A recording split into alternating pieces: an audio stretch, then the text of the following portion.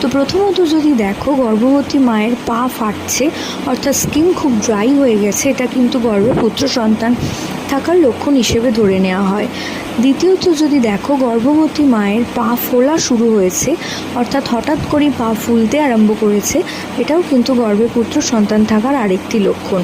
দ্বিতীয়ত যদি দেখো গর্ভবতী মায়ের পায়ে এবং হাতে হেয়ার গ্রোথ অর্থাৎ প্রচণ্ড পরিমাণে চুল বাড়ছে অর্থাৎ লোমের আধিক্য বাড়ছে, এটাও কিন্তু গর্ভে পুত্র সন্তান থাকার আরও একটি লক্ষণ। এবং চতুর্থত গর্ভবতী মায়ের হাতে পা যদি দিনে দিনে গোলাপি হয়ে যায় এবং সেটা যদি সাদা না হয়ে হাতের মধ্যে একটা গোলাপি ভাব চলে আসে, তো সেটাকেও তোমরা ধারণা করতে পারো যে গর্ভে পুত্র সন্তান থাকার একটি লক্ষণ। তো আশা করছি ভিডিওটা তোমাদের কাজে আসবে।